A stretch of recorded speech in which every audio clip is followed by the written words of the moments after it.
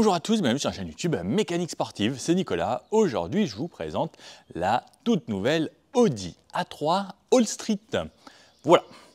Qu'est-ce que c'est? C'est une A3 qui a été revue un petit peu pour lui donner ce côté un peu plus baroudeur et ils l'ont appelé All Street puisque ils n'ont pas utilisé le mot all-road comme les véhicules un petit peu plus off-road de chez Audi parce qu'elle a une transmission seulement avec le mode traction. Les all-road, c'est des 4 roues motrices avec le système Quattro, donc ils n'ont pas voulu l'appeler all-road puisque traction. Comme d'habitude, je vous présente cette voiture en détail, on fait le tour de la voiture, extérieur, intérieur, et ensuite on va l'essayer sur les petites routes ici aux alentours de Palma de Mallorca. Il y a vraiment tout type de route. On va voir, il y a de la montagne, un petit peu d'autoroute, de ville, etc. Je vais vous parler des motorisations disponibles et également rapidement de l'A3 qui vient d'être restylée puisque donc, cette A3 All Street, elle arrive sur le facelift de l'A3. L'A3 qui existe depuis 1996 hein, et il y a même eu le restylage de la Audi S3. S3 qui existe, elle, depuis 1999, ce qui fait 25 ans déjà d'existence hein, pour ce joujou. Au niveau des motorisations, on commence avec le 30 TFSI qui fait lui 116 chevaux, donc c'est le 1,5 litre. Ensuite, on a le 35 TFSI que j'essaye aujourd'hui, 1,5 litre 150 chevaux qu'on connaît très bien dans le groupe, hein. C'est le même, le 116 qui était juste rétrogradé. Ensuite, il y a des versions TDI qui restent chez Audi, ça reste un avantage pour les gros rouleurs. Le 35 TDI qui est le 2 litres TDI qui fait lui également 150 chevaux. Et ensuite, on aura une version S3, donc le plus puissant, au niveau des motorisations en gardant cette ligne un petit peu avec quelques petites différenciations tout de même, mais après il y a la RS3. La S3 elle évolue également beaucoup, nouveau freinage, nouveau système de suspension, le berceau qui a été revu, vraiment un châssis un petit peu plus affûté et 333 chevaux et jusqu'à 420 Nm de couple, ce qui la rend encore plus puissante, système 4 roues motrices avec également le torque vectoring à l'arrière qui va permettre de jouer un petit peu, mais pas le mode drift qui est tout de même réservé à la RS3. Bon, nous on est là pour parler de cette A3 All Street aujourd'hui. All Street, elle sera disponible en deux finitions, la Design et la Avus. Au contraire, la A3 de base, elle sera disponible en Design Business qui est ouvert aux clients particuliers et aux pros. Ensuite, S-Line, puis on aura les S3. Celle-ci seulement, Design et Avus. N'hésitez pas à me dire ce que vous en pensez. Alors Audi me disent qu'ils pensent que c'est pas ce qui va faire le plus gros mix des ventes, mais en vrai, quand je regarde comme ça, la part est de plus en plus grosse au niveau des SUV et je me dis que celle-là, elle a un petit air un peu surélevé, un look un petit peu plus baroudeur. Après, ça reste une A3, hein, clairement, pour tout le reste. C'est juste le style qui évolue. J'aimerais bien savoir, qu'est-ce que vous préférez vous? Plutôt la A3 de base, donc petite compacte, qui existe en berline ou en sportback, ou plutôt cette All Street, qui elle n'existera pas en berline, elle sera forcément en version sportback de cette façon. Parce que oui, on a toujours la version berline et la version sportback. Perso, j'aime bien. Au niveau du style, ça amène un petit quelque chose. Alors oui, ce n'a plus le style de cette petite compacte, mais j'aime plutôt bien, hein.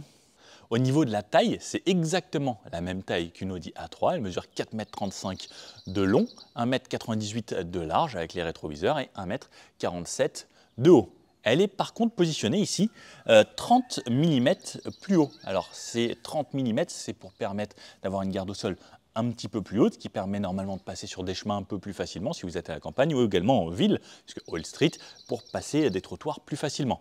Ces 30 mm sont gagnés dû à une suspension rehaussée de 1,5 cm et à les pneus qui sont également un petit peu plus haut au niveau des flancs, qui permettent de gagner eux aussi également 1,5 cm. Et voilà ce que ça donne. Au niveau des coloris, on aura le choix entre 12 couleurs. Là, c'est le jaune python qui ressort super bien avec ce côté pailleté. Ce qu'il faut savoir, c'est qu'il y a un nouveau vert district qui vient d'arriver également. Il y aura un nouveau rouge aussi progressif et un bleu qu'ils ont appelé Ascari. Plutôt joli. Alors, c'est des couleurs qui changent un peu et j'avoue que par exemple pour une All Street, ça lui va super bien d'avoir ce genre de jaune. Enfin, moi, dans tous les cas, j'aime quand c'est coloré. Je ne sais pas vous, mais moi, j'ai besoin de couleurs dans ma vie. Il y aura 9 types de jantes différentes qui iront du 17 au 19 pouces. Ce qu'il faut savoir, c'est que les jantes là qui sont présentées ici, c'est une configuration allemande. Donc, malheureusement, elles ne seront pas disponibles en France, tout comme les coques de rétro. Nous, en France, elles seront forcément couleur carrosserie. Si vous les voulez en noir, petits stickers en covering, ou sinon vous allez les faire peindre chez votre carrossier, ça ne vous coûtera pas grand chose si vous voulez des rétros noirs, au cas où. Voilà. Mais je sais que même sur la A3, que j'ai essayé dans une autre vidéo, on avait les coques de rétro carbone, ça c'était très cool. Après, je ne sais pas si, est-ce que le côté sportif et un petit peu all-road, ça peut le faire? Ouais, pourquoi pas. Rappelez la 911 Dakar que j'ai essayé sur la chaîne, ça c'était exceptionnel. Alors sur l'avant, on va voir les différences entre cette All Street et une A3. On va commencer par le bas aujourd'hui, j'ai envie. Cette lame spécifique, couleur un petit peu aluminium, alors c'est juste du plastique, tout comme ces inserts ici sur les côtés qui seront différentes de la nouvelle Audi A3. Soit on a une partie qui remonte comme ça, soit des grandes grilles ouvertes sur les versions S-Line. Là, donc on n'a pas de version sportive S-Line, donc c'est forcément ces sortes de lames et entrées d'air qui ne sont pas des vraies entrées d'air, même pas de rideau d'air, tout est bouché ici à l'intérieur. Donc ça fera la différence entre les versions. Ensuite, un petit peu plus haut, on retrouve les mêmes blocs optiques avec des feux matriciels si on souhaite et surtout une signature ici LED personnalisable avec 4 signatures personnalisables. Donc maintenant, chaque petit carré individuellement peut être modifié. J'en suis sûr qu'il y aura peut-être un jour possibilité de faire plus. J'aimerais bien d'ailleurs qu'on puisse se faire nous-mêmes, Audi. Si vous pensez un jour à faire ça, je ne pense pas que ça doit être si compliqué que ça. Vous mettez un petit ingénieur qui sait vraiment faire son travail et il nous fait une fonctionnalité où sur l'écran on pourrait nous-mêmes faire notre dessin. Moi j'aimerais bien faire par exemple un zigzag, hop, plutôt que ce que les marques proposent. Ça me ferait plaisir. Ça je pense que c'est un truc, même quitte à faire payer une petite option pour avoir son truc personnalisé plus, moi j'aimerais bien. Ou même un truc qui défile. Je ne sais pas si vous avez vu au salon de Genève, il y avait une voiture comme ça dans la vidéo que je vous ai présentée, où il y avait du texte qui défilait. Et en vrai on peut le faire parce que clairement, c'est des sortes de pixels, Audi, au cas où. Voilà, c'est une petite idée, je présente ça comme ça. Et ensuite, la calandre ici qui est différente entre la version de la nouvelle A3 et cette All Street, puisque ça, c'est un petit peu comme les anciennes versions. Donc on a la calandre ici, mais avec les logos qui sont intégrés dedans. Alors que sur la nouvelle, ça déborde un petit peu, qui vient s'intégrer. Ensuite, sur la partie haute, qui vient limite au capot. Donc là, on les a de cette façon. Donc ça nous fait les anneaux ici qui sont plutôt pointus, alors que sur les nouvelles versions, on a les anneaux à plat. Alors, c'est pas pour ça que c'est une vieille version, hein, mais c'est juste qu'à l'avant et à l'arrière, on aura les anneaux de ce type-là, plutôt style métallique que ceux à plat en plastique. Moi, ça ne me dérange pas parce que j'aimais bien ceux-là.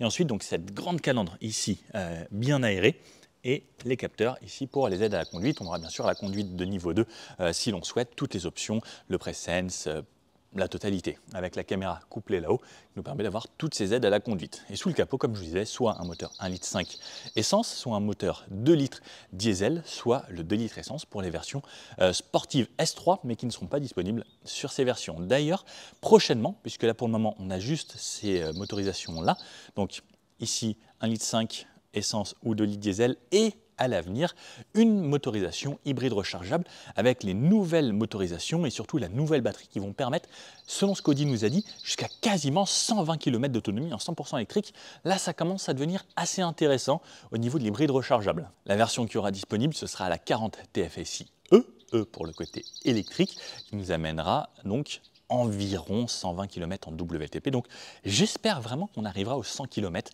en 100% électrique. Ça, j'ai hâte d'essayer. C'est pareil, c'est la motorisation avec la batterie qui arrive dans tout le groupe et qui annonce plus de 100 km. Donc ça reste un réel avantage pour les gens qui ont besoin de ce type de voiture. Parce qu'en même temps, après, ça permet tout de même de rouler en hybride.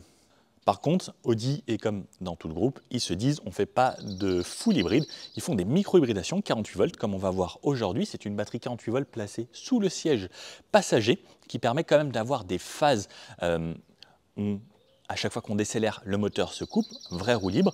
À chaque fois qu'on va aller s'arrêter un petit peu avant le stop ou le feu, le moteur va se couper.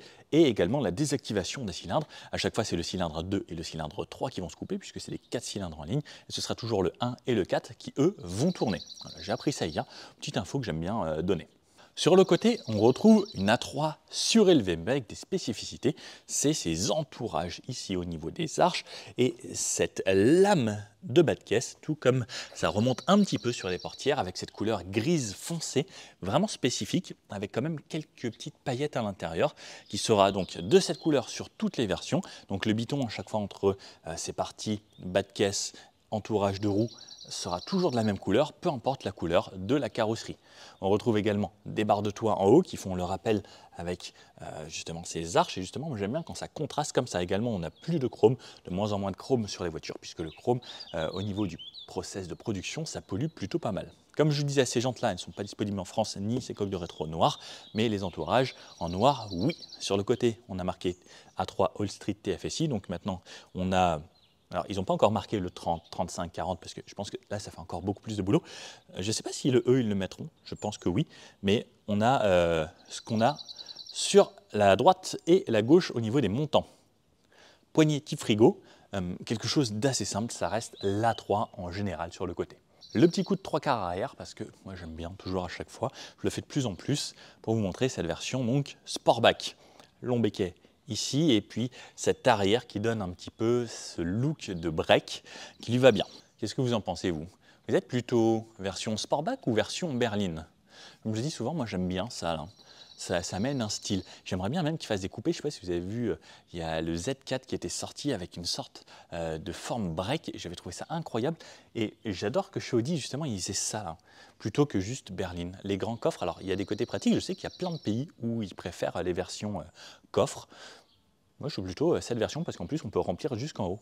Après, les versions berline sur les Audi A3 de base, elles sont plus longues. Là, on est à 4,35 m, c'est 4,50 m lorsqu'on a le coffre qui dépasse. Sur l'arrière, l'antenne qui retient, un long béquet ici qui intègre le 3e feu stop. Vitre arrière très surteinté, c'est vraiment noir de chez noir, on ne voit pas du tout ce qui se passe à l'intérieur.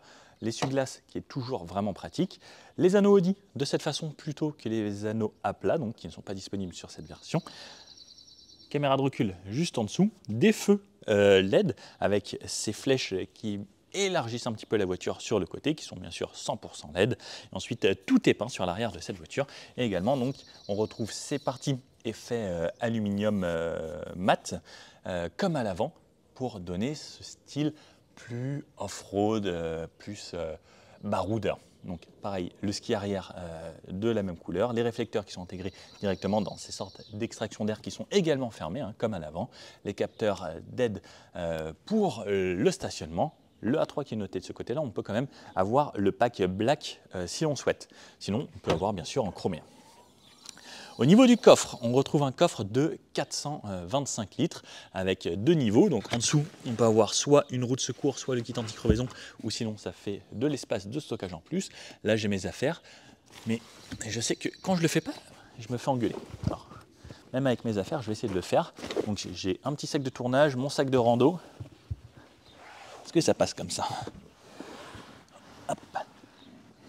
Ouais, si j'en suis sûr que même comme ça, je pourrais rentrer ici à l'intérieur. Et là, il me reste encore beaucoup de place. Hein. Hop. Parce que j'ai un gros sac, j'ai des manteaux, j'ai ça. Il y a un petit chapeau. Alors ça, c'est l'hôtel qui nous ont filé ça. Parce qu'il y avait un petit peu de soleil. Est-ce que le chapeau, ça me va bien? J'ai pas trop une tête à chapeau, je crois. Et les lunettes, ah oui, à ce qui paraît. Alors, au niveau des places arrière, eh bien, lorsqu'on va rentrer ici, c'est vraiment une Audi A3 standard. Il n'y a pas de différence lorsqu'on rentre à l'intérieur. Partie plastique dure sur toute la porte, avec un petit peu d'alcantara ici qui est moussé et au niveau de la coudoir une sorte de cuir, pareil moussé. Je relève mon petit appui-tête ici. Ouais, bien comme dans la A3, il est agréable. Le siège avant, il est réglé pour moi. Regardez, il me reste encore énormément d'espace. Donc au niveau des jambes, au niveau de la tête, c'est pareil. C'est plutôt spacieux. Je mesure 1,80 m. J'ai de la place pour les pieds. C'est une A3, c'est plutôt bien, on peut faire du trajet ici à l'arrière, on est bien maintenu dans les sièges sur les côtés. La sellerie est agréable également avec ses surpiqûres, ce côté cuir ici.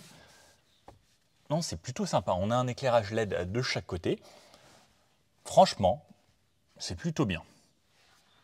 Porte avec la poignée ici, on a de l'éclairage LED avec un ruban ici. Poignée simple, Sonos. Qui est de très bonne qualité, des bacs de porte ici en plastique. La couloir centrale ici avec la poignée pour pouvoir glisser ses doigts. Double porte-gobelet ici. Non, il est bien fait avec les surpiqûres tout autour. Et on peut baisser le tout ici si l'on souhaite avoir une trappe à ski. Ce que j'aime bien, c'est que c'est pas juste une petite trappe à ski au milieu, c'est toute la partie qui bascule. Donc on a une sellerie en 40, 20, 40. Et ça reste plutôt un avantage. On retrouve des fixations Top Taser et Isofix sur les deux sièges d'extrémité. Et ici, on a un gros tunnel puisqu'elle existe en version 4 roues motrices sur les versions S et RS, puisqu'à chaque fois, c'est le châssis ici qui est repris. Deux ports USB-C. Ici, on peut régler sa température, donc plus chaud ou plus froid directement, et deux petits aérateurs en plein centre. Lorsque je passe au milieu, j'enjambe ici une sellerie beaucoup plus dure ici, qui a quand même sa troisième ceinture sur la banquette. Petite chose agréable, c'est que les ceintures ne me gênent pas, elles sont bien positionnées assez larges. J'ai de la place encore pour les genoux et au niveau de la tête. Alors si je me mets vraiment droit, je vais venir peut-être toucher ici, mais vraiment on se met rarement tout droit comme ça, quoique il faudrait normalement pour qu'on soit bien pour notre dos. J'avoue que moi je suis un petit peu... ce qui n'est pas forcément une très bonne chose, mais... Au niveau des genoux, il me reste encore de la place. Le siège est un petit peu plus reculé que le siège conducteur. Au niveau des pieds, on a quand même les rails qui sont positionnés plus haut, mais qui sont assez encombrants. Donc, je ne peux pas forcément mettre mes pieds ici. Alors après, ce n'est pas une longue berline. Donc, pourquoi pas. On sera plus souvent à 4 ici. Mais la 5e place, pour faire un petit trajet, ne sera pas trop gênant. Et comme on a de la place sur le côté pour les deux passagers, je pense que ça se passe plutôt bien. Allez, allons découvrir à l'avant et ensuite, on va rouler avec cette voiture. Allez, c'est parti pour le petit tour. Je vous l'ai mise à l'ombre. Donc, ça a quand même du style. J'aime bien ce côté un petit peu bombé là. Et on peut voir là-bas qu'on a une version berline. De ce côté-là. Avec les montagnes et tout. Avec le fond, c'est très joli. Donc, ça lui amène quand même quelque chose dans ce côté All Street avec ses grilles à l'avant différentes. Les barres de toit, on pourra également avoir des toits vitrés, donc, qui seront disponibles en option. L'arrière. On reconnaît vraiment bien le style Audi. Et également ce petit 3/4 arrière, regardez, oh, avec le soleil et tout, waouh, comme c'est joli. Allez, direction l'avant, où ça me rappelle à chaque fois que j'ai une Audi A3 All Street. Au niveau de l'avant, qu'est-ce que ça donne ? Donc au niveau des portières, une partie moussée sur le haut, le bandeau LED ici sur cette version, la poignée, ouverture des portes, verrouillage, mémorisation des sièges sur 2 positions. Ici à l'intérieur ce sera illuminé également, alors je ne sais pas si on va passer dans un tunnel ou autre de nuit, au cas où vous pourrez voir sur ma vidéo de la A3 qui vient de sortir, également il n'y a pas longtemps. Les commandes de fenêtres et de rétroviseurs ici avec les rétroviseurs dégivrants, rabattre les rétroviseurs et autres comme on connaît d'habitude. Ensuite une partie moussée ici avec quelques surpiqûres et ensuite une partie en plastique dur de base ici et Sonos. C'est marrant de dire à chaque fois Sonos. Mais ça fonctionne plutôt bien. J'aime bien leur typage de son. Ensuite, on a le S ici. Alors, je ne crois pas qu'on l'aura, chez nous, puisqu'on aura des versions Avus ou des versions Design. Donc, on n'aura pas le S-Line sur le côté. Ensuite, les sièges ressemblent à ça. C'est pareil, là, c'est des S-Line. Alors, je ne suis pas sûr qu'on aura ces sièges S-Line. Alors, peut-être en option à confirmer. Après, pour le reste de la voiture, je vais vous montrer. Normalement, ce sera bon. Hop. Et là. Alors, je suis venu me mettre ici parce que je pensais que c'était à l'ombre. Et au final, il y a le soleil qui arrive petit à petit à la montagne. Ça bouge pas mal.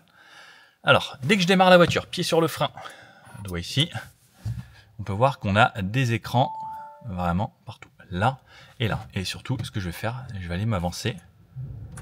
Comme ça, je vais me remettre bien à l'ombre. Hop. Et au moins je suis sûr que ça ne va pas déranger. Ah, j'ai le coffre qui est ouvert. D'accord. Donc, voici le volant, donc avec les aides à la conduite d'un côté et de ce côté-là, touche favori. Le volume, changer de musique, commande vocale et décrocher au téléphone. Et de l'autre côté, donc les vues qu'on va retrouver ici, donc de cette façon ou de cette façon.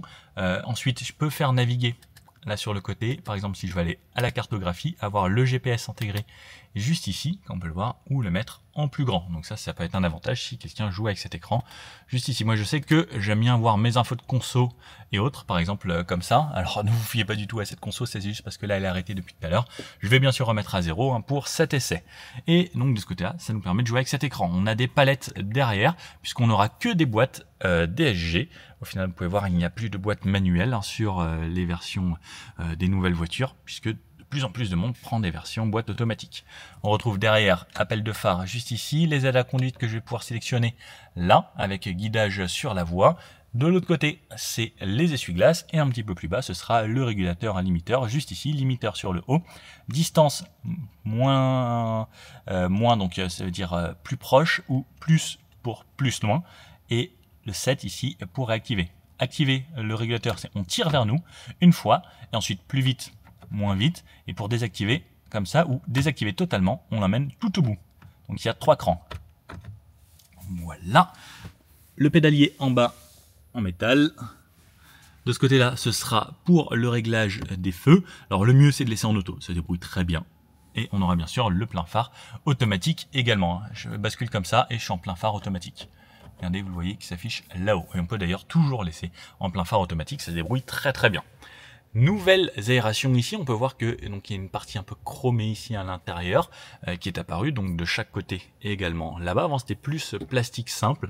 Tout est moussé sur le haut et on a un affichage tête haute que vous pouvez voir là sûrement juste ici, qui est bien pratique. On a également les rappels d'angle mort à l'intérieur du rétroviseur ici, donc qui sont pratiques également lorsqu'on est dans le trafic. Un écran, ça j'ai pas besoin, avec les menus comme on connaît. Chez Audi, pas forcément d'évolution, ça reste toujours quelque chose de très sobre.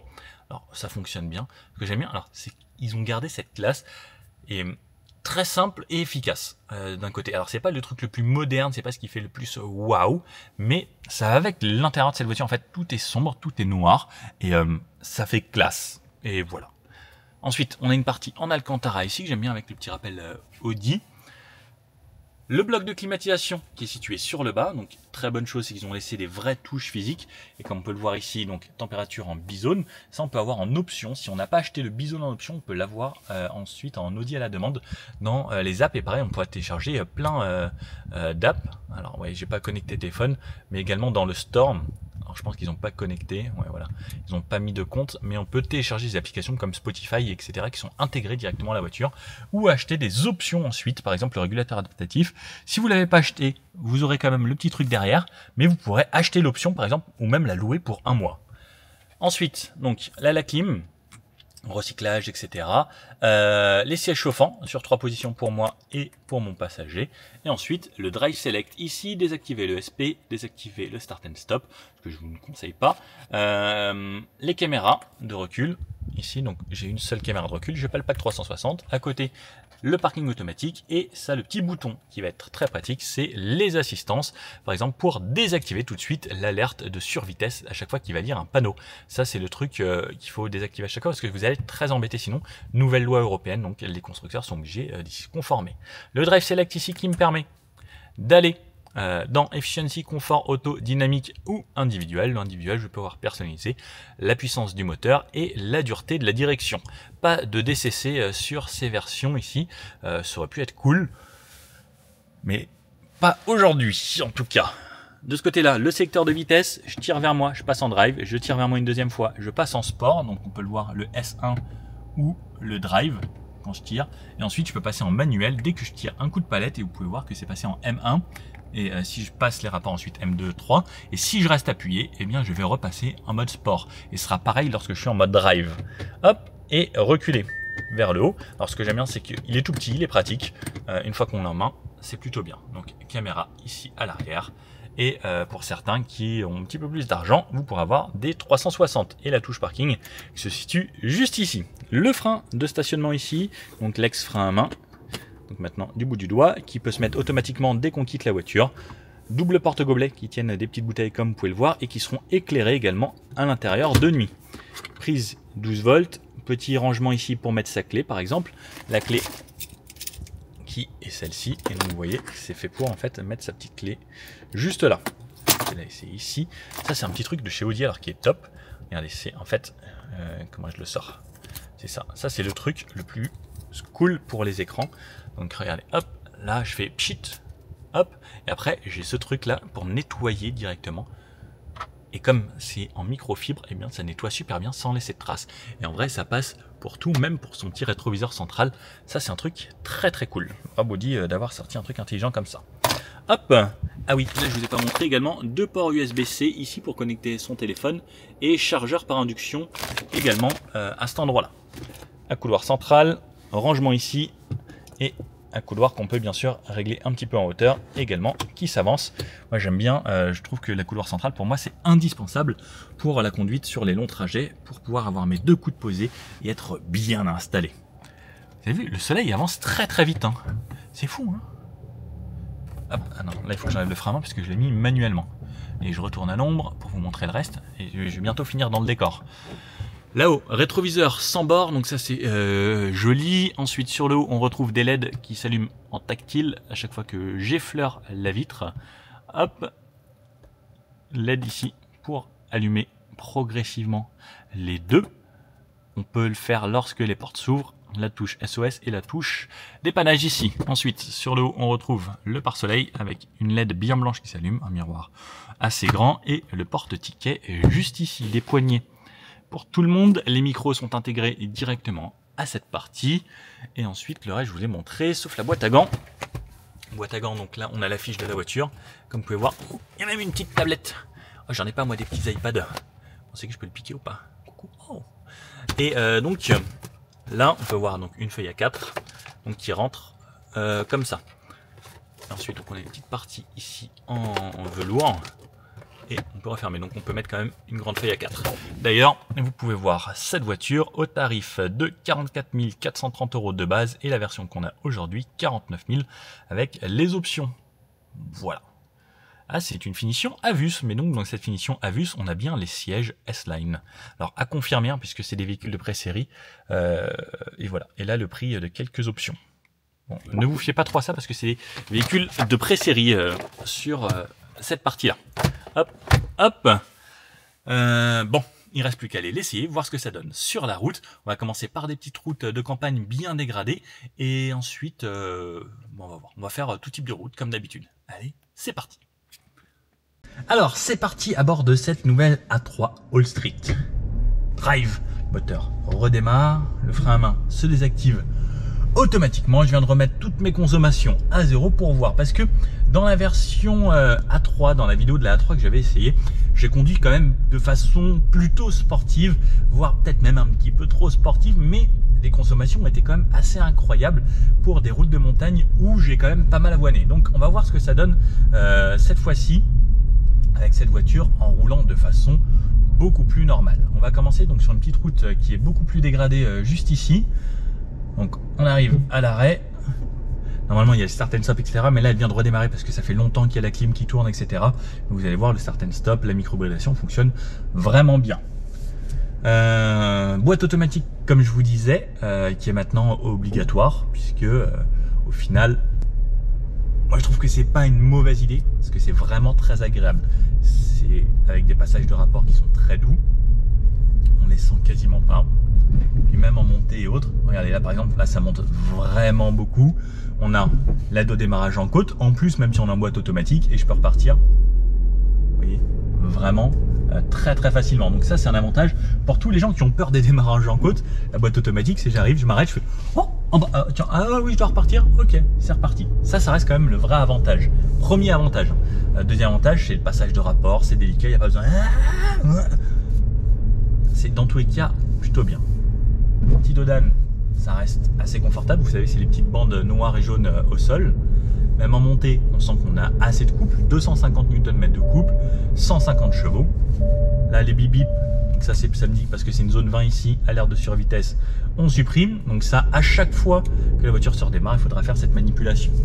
Au niveau du rayon de braquage, le même que la A3, 11,10 m, ça tourne plutôt bien, c'est correct pour de la ville. Et pour ce genre de route, ça fait largement le taf, même sur les petits dodanes. La suspension reste confort. C'est la même que la A3, mais ce qu'il faut savoir, c'est qu'on a des flancs sur les pneus qui sont un petit peu plus épais, ce qui permet d'avoir... Ah mince, il y a un gros tracteur là. Hop. Gracias. Qui permet d'avoir un petit peu plus de confort que lorsqu'on a des grandes jantes.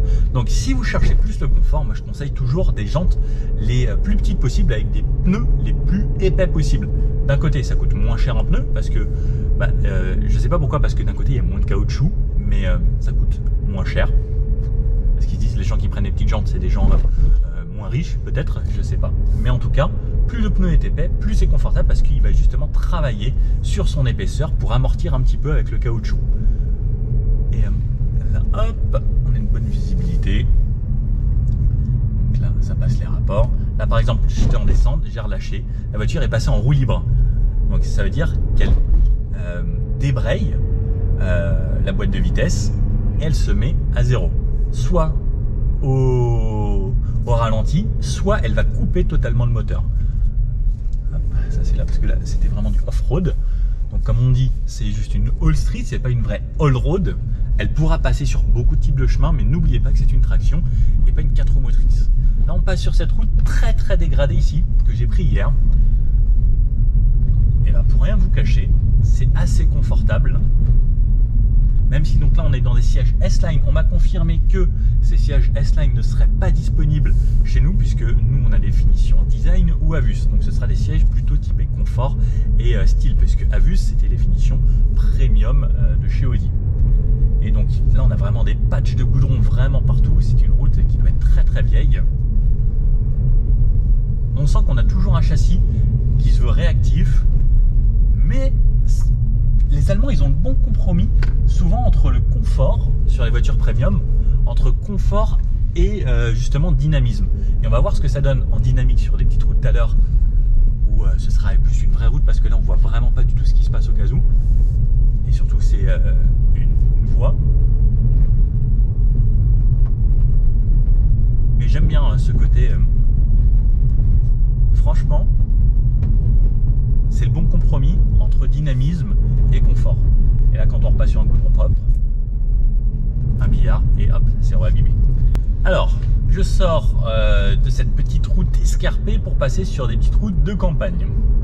Donc, je suis en drive.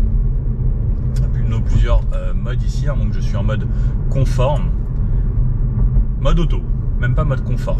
Donc suspension, pas de DCC disponible sur cette voiture, donc une seule suspension. Le mode auto, lui, va s'adapter justement. Le mode auto est pas forcément plus mal, parce que justement si vous avez besoin d'être en confort et que vous roulez cool, il va s'adapter. Si vous avez besoin d'être en dynamique, il va adapter la boîte de vitesse tout automatiquement. Alors le dynamique sera un petit peu mieux si vous voulez vraiment une conduite sportive, mais sinon le mode auto convient très bien. Donc à 70, j'ai le choix, soit je me mets mes aides à la conduite ici. Hop, alors... je vais m'activer aide à la conduite adaptative 70, et donc là c'est la voiture qui me conduit. J'ai disponible le régulateur adaptatif, le centrage de voie, donc toutes les aides à conduite de niveau 2, ça peut être pas mal. Après sur des petites routes comme ça, j'aime bien, mais d'un autre côté, comme on a cette micro-hybridation 48 volts qui est très intéressante, par exemple là je vais rouler avec un filet de gaz. Donc là j'arrive, je vois qu'il y a un léger faux plat descendant. Je relâche gentiment ma pédale accélérateur, le moteur se coupe.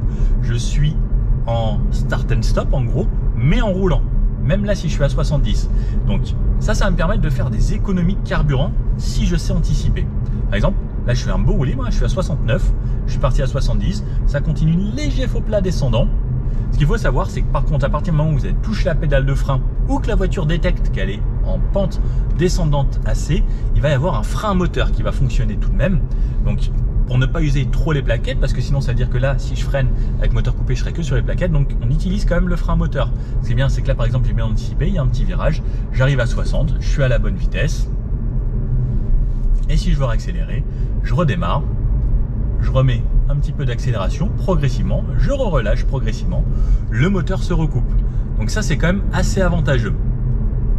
Au niveau du châssis, on sent que c'est plutôt bien, franchement. Et là, je peux réaccélérer, hop, il y a un virage, je relâche gentiment, le moteur se recoupe. Et en fait, ça fonctionne comme une vraie hybride presque. Sauf que on n'a pas le côté assistance à la traction, donc ça veut dire ça va pas propulser la voiture en électrique. C'est dès que vous réaccélérez, c'est le moteur thermique qui se redémarre. Mais ça, par contre, ça permet de faire des consommations qui sont quand même assez excellentes. N'oublions pas que là, je suis sur des routes de montagne, j'ai fait que monter quasiment sur le début, donc ça consomme un petit peu plus. Sur du plat, l'autre fois, j'ai fait un record avec une voiture du groupe. Sur 60 km, je crois que j'étais à 3,9 litres ou 3 litres quelque chose. C'était assez bluffant, une voiture qui était beaucoup plus grosse que celle-ci en plus. Donc autant vous dire que ça, sur les petites routes de campagne en France, si on n'est pas dans une région montagneuse, on peut faire de très très bonnes consos en jouant. Et là par exemple, ce qui est bien, c'est que même quand je relâche comme ça, j'ai quand même ma direction, regardez. Là elle tourne toute seule, je touche à rien. Elle suit les lignes. Parce qu'elle a gardé quand même l'assistance de direction. Donc toutes ces aides, moi je suis un petit peu fan quand même, et surtout sur l'autoroute, etc. Lorsque ça conduit tout seul, ça reste un vrai plus. Et après, j'aime bien la repartir, je relance gentiment, là ça remonte un petit peu. Hop, là je sens qu'il y a une bosse, je relâche gentiment, je monte la bosse et ça redescend à poil. Et là du roue libre. Si vous n'êtes pas pressé, regardez là j'étais à 70, je suis à 69, on garde quand même un bon roue libre, 68, 67. Après je peux réaccélérer un petit peu, gentiment. Et au final, ça peut permettre de faire de très très bonnes consos et en roulant toutes aux limitations. Ça c'est le côté hyper agréable qu'il y a sur cette voiture. Ensuite, si vous voulez vous amuser un petit peu plus, on appuie sur Drive Select ici, on passe en mode dynamique, la voiture passe en mode sport, elle vient de tomber un rapport tout de suite, et là ça peut être plus dynamique. Elle relance beaucoup plus, les 150 chevaux sont présents, là cette fois-ci à 100%, et on a une direction qui est plus ferme, ce qui permet d'avoir un meilleur feeling de conduite. On peut également passer ses rapports directement et passer en manuel comme je vous disais. Et c'est vraiment agréable. Le moteur n'est pas trop bruyant et les 150 chevaux dans une A3, c'est largement suffisant. On n'a clairement pas besoin de plus. Et le passage de rapport est toujours très doux, même en mode sportif. Et même si je vais un petit peu plus vite en virage, eh bien on sent qu'on a une voiture qui se tient bien. Alors là, ça va pas être les routes les plus sinueuses qui existent, mais même avec une bonne vitesse en appui, ça se passe très bien. Là par exemple, il y a un gros virage. Non, il y a une voiture qui arrive. Elle vient de se mettre devant. Elle m'a laissé un petit peu d'avance. Elle reste bien à plat. La suspension est vraiment confortable. Et à la fois, même si je fais ça, donc on sent que sur le début il y a un minimum de confort tout de même, parce que ça reste une A3, une voiture du quotidien, mais par contre je sens que si j'ai besoin, elle va s'appuyer un poil plus parce qu'elle va jouer justement avec ses flancs un peu plus haut que celle sur les versions de base. Je peux quand même tomber mes rapports. Il y a un petit peu de frein moteur, c'est 1,5 litre, donc ne vous attendez pas à une grosse décélération. Mais en virage, c'est vraiment plaisant. Et le fait qu'elle soit un petit peu surélevée, on sent peut-être un poil plus cet appui lorsqu'on est en contrainte. Mais clairement, c'est pas la voiture qui me donne envie de rouler comme un idiot. Donc je vais me remettre en auto et à la cool. Et je vais baisser ma clim. Ah, là par exemple, il y a besoin de doubler. Hop, j'attends. Pied dedans. Kick down, ça tombe les rapports. Et ça relance plus cassé.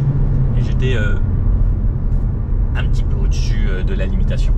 Et clairement, niveau relance, c'est largement suffisant. Mais surtout, le côté très sympa, c'est ce côté dynamique qui reste voiture allemande. Et ça reste une Audi. Et je me rapproche beaucoup trop vite des autres. On va rouler à la cool. Le but, c'est de rouler de façon tout à fait normale avec cette voiture et se faire plaisir, parce qu'on a des petites routes quand même plutôt sympas ici à Palma de Majorque. La pédale de frein, elle est bien progressive.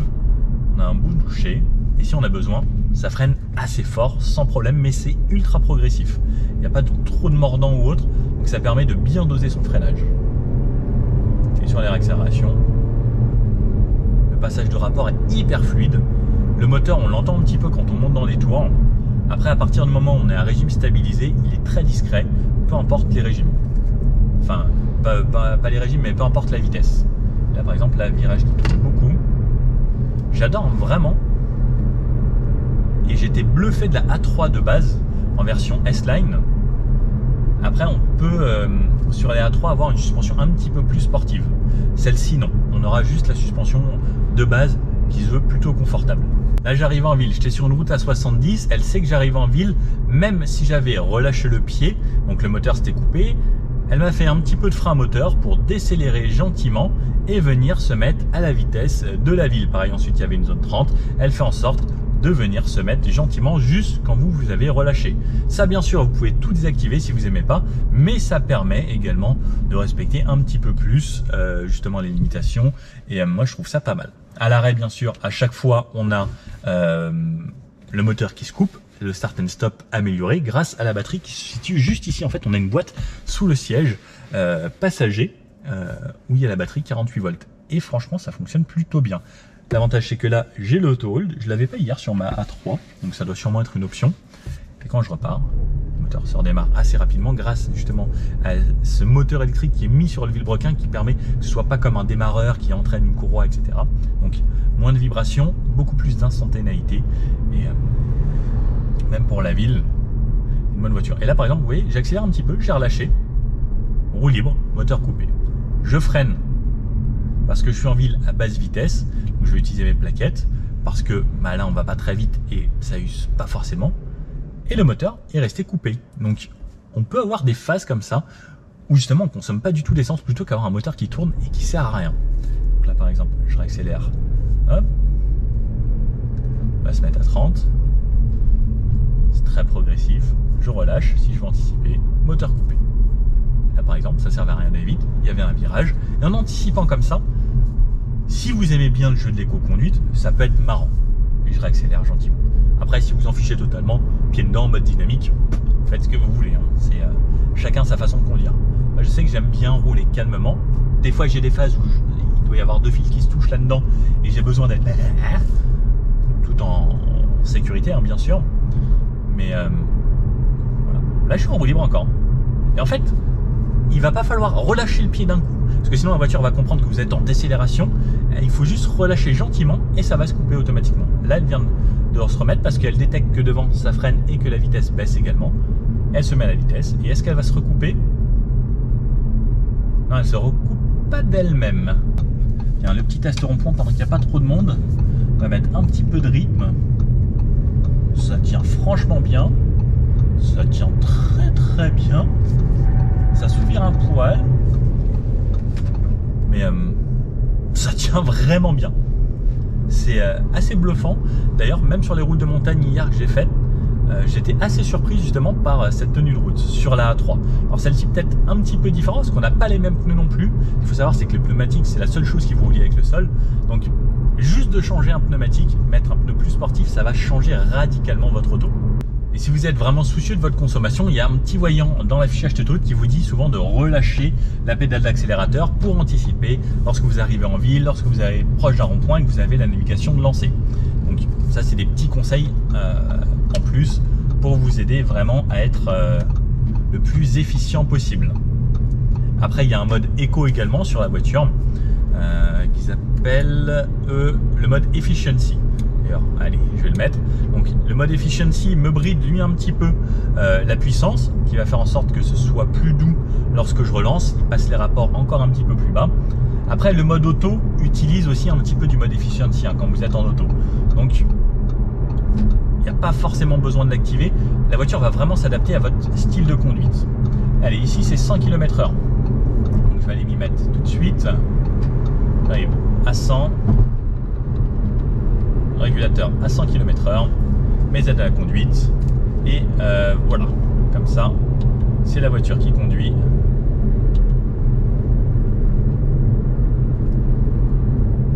Moi j'aime bien qu'elle s'occupe de moi. Donc là c'est parti pour de l'autoroute. Donc elle s'adapte bien sûr à la voiture qui est devant. Je vais baisser la vitesse, mettre au minimum parce que sinon elle garde quand même pas mal de distance avec le véhicule qui me précède. 100 km/h. Je suis en mode efficiency, je suis à 1800 tours minute. Le moteur est hyper discret. Les bruits du vent très très bien filtrés. On entend juste les bruits de roulement. Et c'est franchement pas dérangeant. C'est plutôt discret. Là on change de goudron, on a un petit peu plus de bruit du vent. Au niveau des fenêtres, on a des fenêtres simple vitrage. Mais ça reste correct, c'est plutôt bien insonorisé. Ça reste une voiture qui se veut un minimum premium, on le ressent au niveau de l'intérieur. très agréable. Et surtout, je me fais conduire. Ça, c'est ce que j'aime le plus dans toutes les voitures récentes. C'est toutes ces aides à la conduite qui descendent des voitures les plus premium petit à petit sur tous les segments. Alors là, je passe sur un bout d'autoroute, donc je vais mettre à 120 km/h. Ça relance gentiment. On va se mettre à gauche pour pouvoir doubler. Parce que Audi a calibré son système pour faire en sorte qu'on ne puisse pas doubler par la droite, parce que c'est bien sûr illégal de doubler par la droite. Donc ça roule 120 km/h, donc ça c'est l'imitation en Espagne, au Portugal et dans beaucoup de pays d'Europe. Chez nous on a de la chance, c'est 130. Alors j'ai découvert qu'en Allemagne c'était 120, mais certaines zones étaient 130 km/h. J'étais assez surpris quand j'étais aux 24 heures du Nürburgring ce week-end. Et je ne savais pas qu'il y avait des zones 130 tout de même. Donc là, à 120, goudron propre. Je suis à 2100 tours minute, à peu près à 120 km/h. Donc je suis obligé de respecter parce que les gens devant respectent les 120, sinon je voudrais faire un petit bout de 130, mais à 130, il me semble qu'on est à 2200 tours minute et ça reste plutôt agréable. Au niveau de la consommation, pour le moment, j'en suis à 5,7 litres, donc ça a bien baissé par rapport à ce qu'il y avait sur les petites routes de montagne tout à l'heure où ça faisait que monter. 5,7 litres, ce qui est plutôt correct en sachant que justement on a fait de la montée et c'était quand même pas mal en contrainte. L'avantage également, c'est que là, allez, je touche à rien, ça ralentit. Comme je dis, moi, toutes ces aides à la conduite, je trouve ça quand même vraiment cool. Donc là, normalement, je suis sur un retour aéroport qui se trouve là, mais je vais essayer de faire une boucle plus longue tout de même pour avoir une meilleure idée des consommations et essayer de faire un peu plus d'autoroute parce que c'est une voiture qui est quand même faite pour rouler, la A3, même si c'est une All Street. Je pense que c'est bien d'avoir un petit peu plus de roulant. Il me reste encore un petit peu de temps en plus. Je le dis parce que je sais que chez Audi ils vont regarder la vidéo et ça va, je prévois le timing, promis, j'arrive à l'heure. Je fais tout mon possible, mais normalement ça devrait le faire. À part les bruits de roulement, parce que là c'est pas le même goudron qu'à droite par exemple, il est un petit peu plus vieux. C'est plaisant. On se met un petit peu de musique et on oublie très vite ces bruits de roulement, surtout avec ce système Sonos. Ça fait la différence, clairement. Et Sonos, j'aime bien. Harman, c'était très bien aussi. Je sais plus qu'est-ce qu'ils avaient Audi également, parce que souvent il y a plusieurs systèmes audio disponibles chez les marques. Mais Sonos, je pense que c'est une bonne idée. C'est un petit peu tout ça. Je vais me mettre à 80, comme ça je vous fais des petits bouts avec toutes les vitesses de chez nous. 80, je suis... là, ça fait 2, 4, ça... Je suis un petit peu en dessous de 1500 tours minute. Le moteur est franchement très très discret, je l'entends quasiment pas. Et si je réaccélère un petit peu, pour retourner me mettre à 100. Mon accélération progressive, alors on entend un petit peu qu'il y a un moteur thermique qui tourne devant, mais ça reste toujours franchement agréable. Donc là ce que je vais me faire, c'est essayer de me faire le maximum de route possible, tant que je vois que le GPS est dans les temps pour que j'arrive à l'aéroport. Consommation à 5,5 litres, ça baisse. C'était la moyenne que j'avais hier à peu près en roulant. Et je pense qu'on pourra faire entre 5 et 6 litres de moyenne avec cette voiture assez facilement, selon comment on roule. Peut-être qu'en ville ça consommera un petit peu plus parce qu'il y a beaucoup de relance et que c'est pas une vraie hybride. Mais au niveau des consommations, ce moteur est quand même très sobre, ça baisse encore. Je suis à 5,4 litres là et je suis à 90 km/h. Est-ce que je me fais du 90 ? Venez, je me fais du 90 pendant quelques kilomètres ici, comme ça fera comme les routes de chez nous, et je ferai tout le retour jusqu'à l'aéroport à 120. Ouais, ça me paraît plutôt bien ça. Et comme ça, je vous donne les consos que j'ai réalisés à 90 dans quelques kilomètres, et savoir à combien de consos j'en serai. Et pourquoi pas même peut-être remettre à 0 lorsque je roulerai à 120 après. Je sais pas. Non, une conso totale, ce sera plus intéressant, je pense. J'avais oublié qu'il y avait les consommations en instantané. Et là, je suis en léger plat montant. Et en étant à 90, je suis entre 4 litres et 4 litres 5 en instantané. Je trouve ça vraiment pas mal. La moyenne à 5 litres 4 depuis tout à l'heure. Et pourtant, là, comme je me dirige vers le côté montagne de l'île, c'est tout en montée légèrement. Donc en étant à 90, ça consomme vraiment quasiment rien. Donc c'est plutôt intéressant. Je continue encore quelques kilomètres comme ça et après je fais le retour dans l'autre sens. Mais clairement en roulant 90 on peut faire de très très bonnes consos. Et là pareil, donc là c'est encore en montée, je suis tout droit. Je suis à 4 litres en instantané. Comme quoi sur 1,5 litre essence, bah, il peut consommer limite comme un diesel. Et la différence maintenant entre le diesel et l'essence, on peut vraiment se poser la question. Alors, je viens d'arriver au bout de l'autoroute de Lille et je vais y retourner. Je vais vous faire un petit 0 à 100. Je vais essayer de trouver un petit endroit. Moyenne à 5 litres 4. Donc là, c'était de la montée en plus sur tout le long. Cette fois-ci, je vais mettre à 120. Je vais essayer d'aller m'arrêter quelque part pour vous faire un petit 0 à 100. Parce que c'est cool aussi de se faire un petit test d'accélération comme d'habitude. Vous connaissez bien la chaîne. Et ensuite 120 sur l'autoroute tout le long. Alors, ce qui est bien, c'est qu'il n'y a vraiment personne sur la route. Je trouve la bretelle d'insertion qui est bien à plat. Et à l'arrêt, je démarre la voiture et let's go. Allez, ça pousse plutôt bien. 50, 65, 70, 80, 90 et 100. Ça marche de façon plutôt efficace. Et je vais repasser les rapports parce que là il a cru, comme j'ai appuyé à fond, il s'est dit oh, mode dynamique tout de suite. Et c'est pas ce qu'on voulait. Et sinon la conso va s'envoler également. Donc la re-efficiency, je le remets en mode auto. Et comme je vous disais, donc cette fois-ci, je me mets à 120 tout le long jusqu'à l'aéroport qui se trouve dans 20 km. Donc cette fois-ci, c'est le sens inverse, mais je le fais de façon plus rapide. Attendez, je vais me faire un petit bout de 130 quand même, histoire d'avoir nos vitesses de chez nous. Et à 130 par contre, oui effectivement, je suis à 2200 tours à 130 km/h. À peine un petit peu au-dessus, je pense, 2250, quelque chose comme ça, parce que c'est pas hyper précis. À 130, peu de bruit du vent, ça reste bien contenu. J'entends un petit peu du rétro là-bas et un petit peu du mien, mais ça reste relativement bien insonorisé. Le moteur à régime stabilisé, on entend très peu. Sur les relances, faut vraiment porter attention, mais moi sur un litre 5 je le trouve vraiment top. Me voici arrivé à l'aéroport de Palma de Mallorca, consommation à 5 litres 3 et ça continue à baisser malgré le fait que je roule encore plus vite sur le retour. Donc ce moteur est vraiment surprenant. Niveau consommation, c'est top de chez top. Il est très agréable au quotidien. Et franchement, moi j'en suis très content à chaque fois. Peu importe la voiture sur laquelle je l'essaye. Je vois que mes copains sont là-bas. Et au final, c'est une bonne voiture. Elle a le côté agréable. On peut rouler tranquillement avec. Comparé à la A3 de base, eh bien c'est un petit peu différent. Elle a ce côté un poil plus confortable. Elle est positionnée plus haute. Qu'est-ce que ça change clairement? Alors le look à l'intérieur, tout sera pareil. Juste la petite différence se fera peut-être sur le pneu et au niveau de la suspension, et on ne peut pas avoir de version sportive sur la A3 All Street. Alors c'est pas forcément nécessaire, je pense. C'est plus une voiture pour les gens qui veulent un look un poil différent, une voiture un petit peu surélevée et ce côté un petit peu baroudeur, parce que de plus en plus de gens prennent des SUV pour une position un peu plus haute. Alors clairement, on a la même position de conduite, c'est juste que la voiture est un poil plus haute, ça donne un ressenti lorsqu'on est de l'extérieur. Après à l'intérieur, pour moi, il n'y a pas vraiment de différence, mais à essayer. Après, je pense que ce sera vraiment une question de look, qu'est-ce qui va vous plaire ou pas vous plaire.